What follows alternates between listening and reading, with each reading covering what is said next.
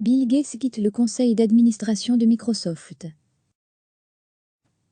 Microsoft a annoncé vendredi que son cofondateur, Bill Gates, quittait le conseil d'administration du géant de l'informatique pour consacrer plus de temps à la philanthropie. Le milliardaire s'était déjà éloigné des opérations quotidiennes, il y a plus de 10 ans pour s'impliquer dans sa fondation, qui porte son nom, et celui de sa femme, Melinda Gates. Il avait fondé Microsoft, avec Paul Allen en 1975, et faisait partie du conseil d'administration depuis 2014. Cela a été un honneur et un privilège immense de travailler et d'apprendre avec Bill pendant toutes ces années, a déclaré Satya Nadella, le patron du groupe, dans un communiqué.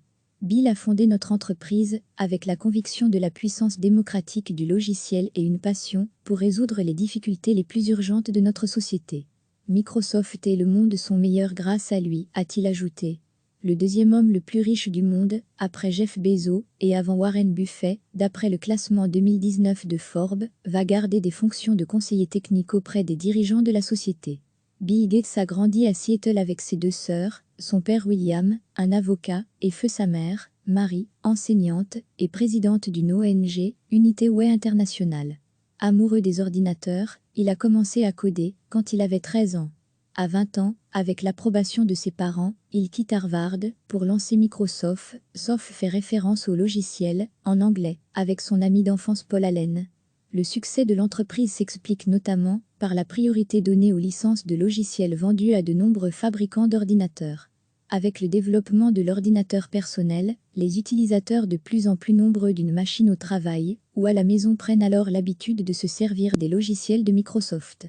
Le groupe de Redmond, à côté de Seattle, est ainsi devenu le géant largement dominant des logiciels. Son quasi-monopole a donné lieu à un procès anti-russe retentissant au tournant du XXIe siècle. Pour éviter le démantèlement, Microsoft a dû accepter plusieurs années de surveillance du gouvernement. Bill Gates a lui laissé sa place de directeur général en 2000 à Steve Ballmer pour se consacrer à la philanthropie. Puis en 2014, il a abandonné le titre de président, quand Satya Nadella est devenu le troisième patron du groupe.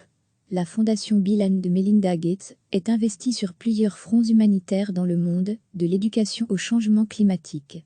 Elle est notamment connue pour ses efforts dans la santé. Cette décision n'est pas surprenante, car cela fait plus de 10 ans que Gates se concentre sur sa myriade d'initiatives humanitaires sur toute la planète, a commenté Daniel Eve, analyste chez Wedbush, dans une note aux investisseurs. C'est une figure historique du monde des technologies et son héritage va se faire sentir à Redmond pendant des décennies encore. Recevez chaque matin l'essentiel de l'actualité. Microsoft a annoncé vendredi que son cofondateur, Bill Gates, quittait le conseil d'administration du géant de l'informatique pour consacrer plus de temps à la philanthropie. Le milliardaire s'était déjà éloigné des opérations quotidiennes, il y a plus de 10 ans pour s'impliquer dans sa fondation, qui porte son nom, et celui de sa femme, Melinda Gates. Il avait fondé Microsoft, avec Paul Allen en 1975, et faisait partie du conseil d'administration depuis 2014. Cela a été un honneur et un privilège immense de travailler et d'apprendre avec Bill pendant toutes ces années, a déclaré Satya Nadella, le patron du groupe, dans un communiqué. Bill a fondé notre entreprise avec la conviction de la puissance démocratique du logiciel et une passion pour résoudre les difficultés les plus urgentes de notre société. Microsoft et le monde sont meilleurs grâce à lui, a-t-il ajouté.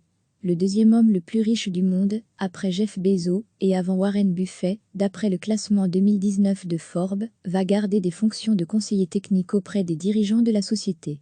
Bill Gates a grandi à Seattle avec ses deux sœurs, son père William, un avocat, et sa mère, Mary, enseignante et présidente d'une ONG, Unité Way International. Amoureux des ordinateurs, il a commencé à coder quand il avait 13 ans. À 20 ans, avec l'approbation de ses parents, il quitte Harvard pour lancer Microsoft, sauf fait référence au logiciel, en anglais, avec son ami d'enfance Paul Allen. Le succès de l'entreprise s'explique notamment par la priorité donnée aux licences de logiciels vendues à de nombreux fabricants d'ordinateurs. Avec le développement de l'ordinateur personnel, les utilisateurs de plus en plus nombreux d'une machine au travail ou à la maison prennent alors l'habitude de se servir des logiciels de Microsoft. Le groupe de Redmond, à côté de Seattle, est ainsi devenu le géant largement dominant des logiciels. Son quasi-monopole a donné lieu à un procès anti-russe retentissant au tournant du XXIe siècle. Pour éviter le démantèlement, Microsoft a dû accepter plusieurs années de surveillance du gouvernement. Bill Gates a lui laissé sa place de directeur général en 2000 à Steve Ballmer pour se consacrer à la philanthropie. Puis en 2014, il a abandonné le titre de président, quand Satya Nadella est devenu le troisième patron du groupe. La fondation Bill and Melinda Gates est investie sur plusieurs fronts humanitaires dans le monde, de l'éducation au changement climatique. Elle est notamment connue pour ses efforts dans la santé. Cette décision n'est pas surprenante, car cela fait plus de 10 ans que Gates se concentre sur sa myriade d'initiatives humanitaires sur toute la planète, a commenté Daniel Eve, analyste chez Wedbush, dans une note aux investisseurs. C'est une figure historique du monde des technologies et son héritage va se faire sentir à Redmond pendant des décennies encore.